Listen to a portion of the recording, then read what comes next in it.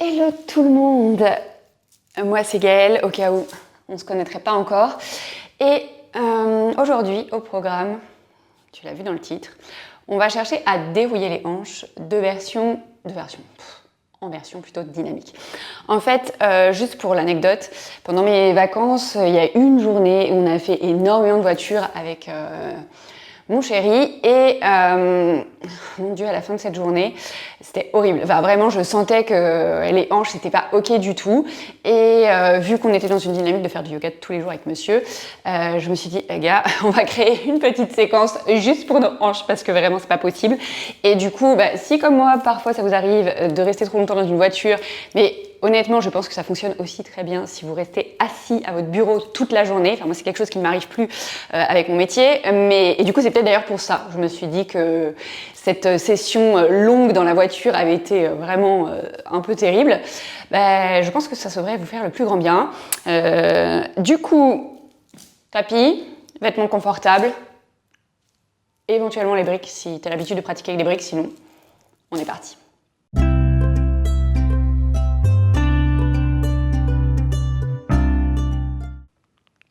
Ok, on va commencer du coup dans une posture de l'enfant à l'arrière du tapis.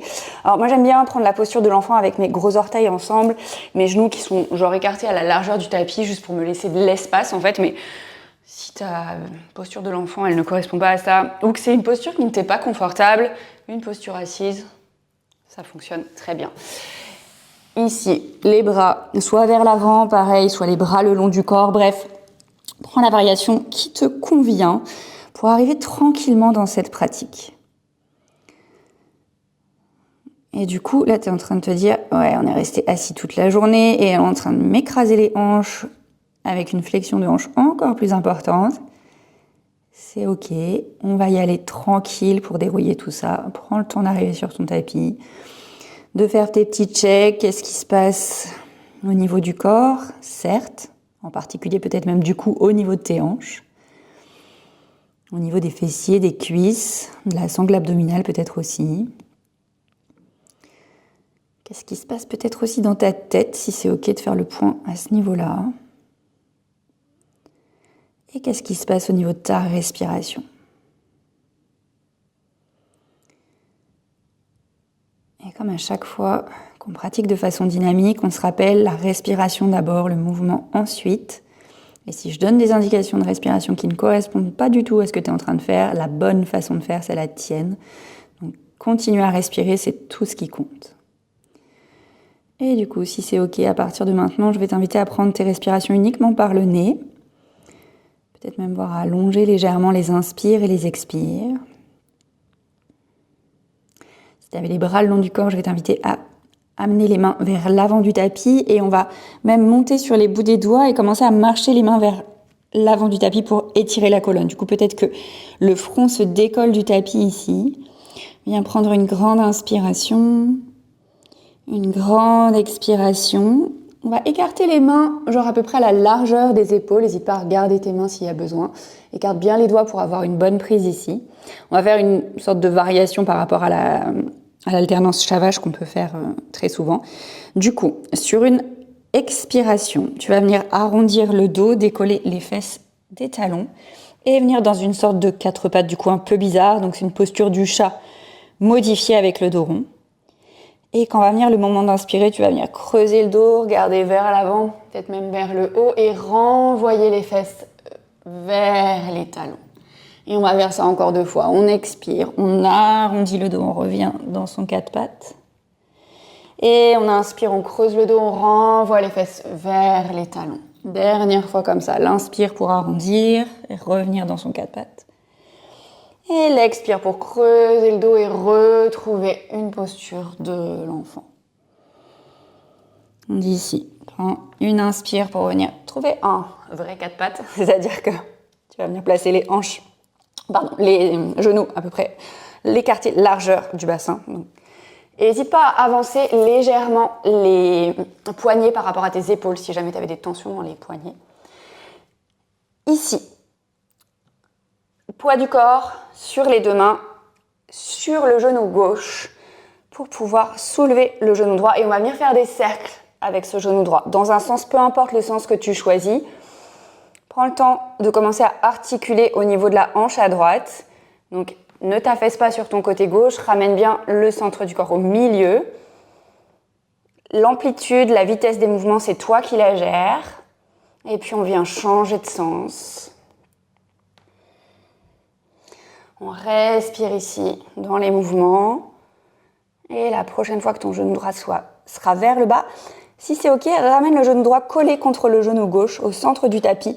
Les deux pieds ensemble et du coup, on va venir prendre une posture de l'enfant. Cette fois-ci, un peu plus traditionnelle. On vient relâcher les fesses vers les talons. Toujours le front vers le tapis. Les mains peuvent rester devant ou venir le long du corps. C'est toi qui vois ce qui est ok ici. Une grande inspiration. Une grande expiration. Et puis tranquillement, on vient retrouver son quatre pattes pour, sans grande surprise, venir faire des sacs de l'autre côté. Donc réécarte les genoux à peu près à la largeur de ton bassin. À nouveau, n'hésite pas à avancer légèrement les mains si c'est nécessaire. Et cette fois-ci, poids de corps sur les deux mains, sur le genou droit, on soulève le genou gauche et on vient faire des cercles avec ce genou gauche dans un premier sens. Donc cette fois-ci, on fait attention de ne pas s'affaisser sur un côté ou sur l'autre. Toujours engage bien les abdos pour rester au centre. Pareil, adapte la vitesse et l'amplitude des mouvements à ce qui est ok de ce côté-là. C'est peut-être pas la même chose que de l'autre côté. Puis on vient changer de sens si ce n'est pas déjà fait. Tranquillement. Et puis on vient redéposer le genou gauche au sol. Cette fois-ci, on va venir crocheter les orteils, marcher les mains vers les genoux, envoyer les fesses plus ou moins sur les talons. L'idée ici, c'est d'étirer les plantes de pied. Donc, à toi de voir si c'est ok de venir t'asseoir complètement ou s'il y a besoin de rester quelques instants plutôt vers l'avant. De toute façon, on ne va pas rester là très longtemps. L'idée, c'est vraiment juste d'étirer ces plantes de pied. Quelques respirations. On prend le temps. S'il y a besoin de revenir vers l'avant, de te réasseoir. Et puis, tranquillement, on revient déposer les deux mains devant soi. Ici, on va venir ramener le genou gauche devant. On va passer le pied gauche vers la droite. On va envoyer le genou droit vers la droite et le pied droit vers la droite. Ce qu'on cherche à faire ici, si la transition n'était pas très fluide, on vient chercher à faire 90-90 avec les jambes. Donc, c'est-à-dire qu'on a à peu près, on n'est pas en cours de géométrie, angle droit entre la cheville et le tibia, entre le tibia et le fémur, les deux fémurs, et ainsi de suite jusque là-bas. Ok, après, évidemment, on n'a pas toutes et tous le même corps. Si ça marche pas du tout chez toi, on a dit à peu près, donc, ok, on adapte. Ici, on va regarder vers l'avant du tapis, déposer les bouts des doigts de part et d'autre de la cuisse gauche. On essaye de se redresser un instant ici.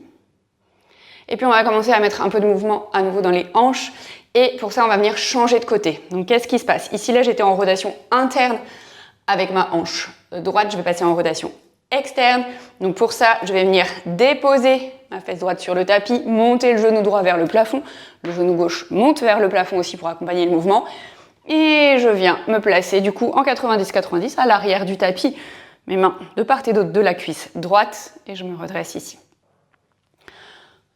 Sans grande surprise, on va repartir de l'autre côté. Ici, donc rotation interne au niveau de la hanche gauche. On va repasser dans l'autre sens.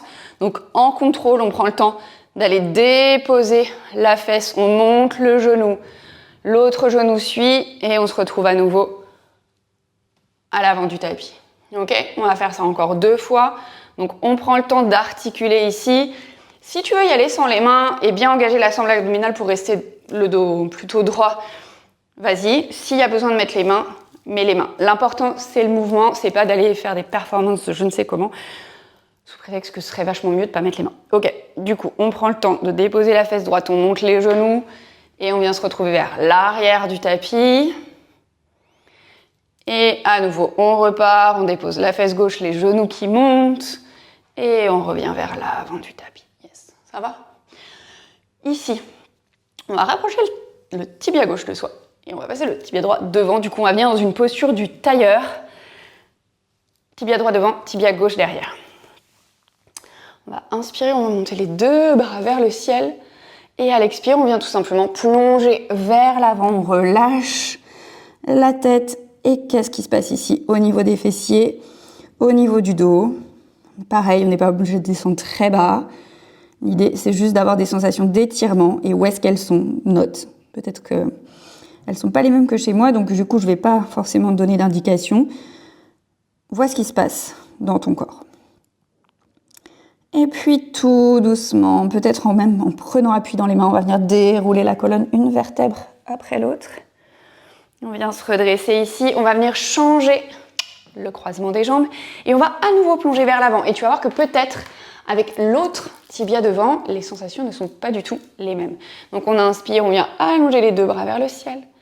Et à l'expire, on vient plonger vers l'avant, on relâche les mains, on relâche la tête, peut-être que même les avant-bras se déposent ou peut-être pas. Et qu'est-ce qui se passe ici? Dans les hanches, dans les fessiers, dans le dos. On respire ici. Et puis à nouveau, on vient prendre appui sur les bouts des doigts. On vient tout doucement dérouler la colonne une vertèbre après l'autre. On se redresse. On va venir resserrer les deux genoux vers soi. Donc là, on va chercher à venir s'allonger complètement sur le tapis. Donc, n'hésite pas à te replacer au centre du tapis. On va garder les deux genoux pliés ici. Tu peux attraper l'arrière des cuisses. Tu peux y aller en version plus dynamique avec les bras parallèles au sol. C'est toi qui vois. On engage les abdos et l'idée ici, ça va être de venir déposer tout le dos sur le tapis, une vertèbre après l'autre, en relâchant doucement la tête en dernier. Donc, tu choisis ton camp, les mains au niveau des cuisses, les bras parallèles au sol. Quoi qu'il arrive, engage le centre du corps. Relâche les épaules loin des oreilles. Et sur une expiration, on est parti, on descend tout doucement le dos sur le tapis, une vertèbre après l'autre, jusqu'à venir pouvoir déposer la tête sur le tapis. Relâche les bras le long du corps. Ici, on vient flexer le pied droit. On vient déposer la cheville droite au-dessus du genou gauche. Dans un premier temps, vois si avec ta main droite, tu peux repousser un peu plus, en pressant sur l'intérieur de ta cuisse droite, le genou pour l'éloigner un peu plus de soi. Tu peux rester là si tu as une sensation d'étirement au niveau de la fesse droite. Si jamais c'est pas le cas, en gardant à l'esprit qu'on veut garder ce genou droit le plus loin possible de soi, on va venir ramener le genou gauche vers la poitrine. Et là, tu vois, tu peux rester là. Tu peux venir attraper l'arrière de la cuisse gauche ou le tibia gauche. Et quand tu es là, dans ta version à toi, évidemment, tu peux aussi venir peut-être changer le fait de flexer ou de pointer le pied droit pour voir ce que ça change dans ton étirement à droite. Alors tu peux continuer à le bouger tout du long ou tu peux voir en fonction de la sensation qui t'est la plus agréable, confortable. Tu mets l'étiquette que tu veux dessus. Rester statique et juste respirer ici. Et puis tranquillement, on vient relâcher le pied gauche au sol, le pied droit au sol. On va garder les pieds écartés à la largeur du tapis. On vient juste bouger les genoux d'un côté de l'autre. On revient au centre, même chose de l'autre côté. Donc flex le pied gauche, cheville gauche au-dessus du genou droit. Avec la main gauche, est-ce qu'on peut éloigner un peu le genou gauche de soi en pressant sur la cuisse? Peut-être que oui, peut-être que non. Est-ce qu'on reste là ou alors est-ce qu'on ramène le genou droit vers soi? Pareil, est-ce qu'on reste là avec les bras? Est-ce qu'on attrape l'arrière de la cuisse droite ou le tibia droit? Et à nouveau, est-ce qu'on peut jouer avec le fait de flexer ou pointer le pied gauche? Où que tu sois, respire dans la posture.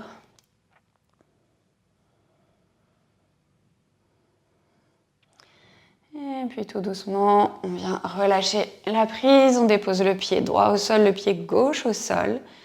Et là, tu vas venir ramener les deux plantes de pied l'une contre l'autre, ouvrir les genoux de chaque côté, petite posture du papillon sur le dos quelques instants, posture du cordonnier en vrai. Posture du papillon, c'est plutôt la version yin. Quelques respirations ici.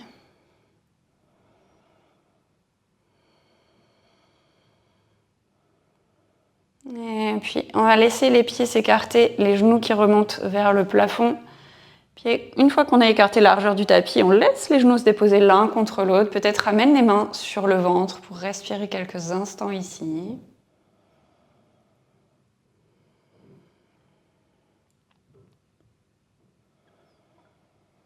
Et puis de là, on va ramener le genou gauche à la poitrine. On va allonger la jambe droite sur le tapis. Ouvre le bras gauche sur le côté, ta main droite guide ton genou gauche vers la droite, torsion. On respire ici. Et puis tout doucement, on vient changer de côté, on revient au centre, on allonge la jambe gauche, on ramène le genou droit à la poitrine. Ouvre le bras droit sur le côté, viens guider avec ta main gauche ton genou droit vers la gauche. Torsion de l'autre côté.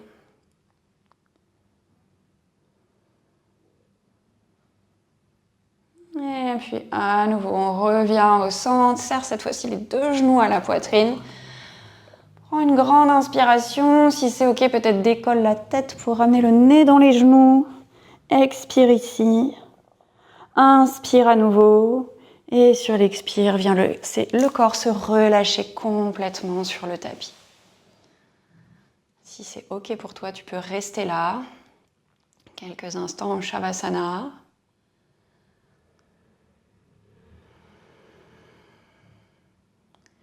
Et puis sinon, ramène les mains en prière à la poitrine, pousse contre le sternum. Si de cette posture, tu peux relâcher légèrement le front vers les mains, donc en ramenant un peu le menton vers la poitrine. Ramène un grand sourire sur ton visage pour te remercier de ta présence, de ta pratique et d'avoir pris ce temps pour toi aujourd'hui. Merci d'avoir suivi cette vidéo, j'espère qu'elle t'a fait le plus grand bien. Comme toujours, si c'est le cas, n'hésite pas à lâcher un pouce en l'air, à mettre un petit commentaire. Et si tu es arrivé ici complètement par hasard et que tu te dis que ça a l'air plutôt cool de pratiquer avec moi, eh bien écoute, bienvenue sur la chaîne. Pense à t'abonner, il y a une nouvelle vidéo chaque lundi. J'ai hâte de te retrouver la semaine prochaine.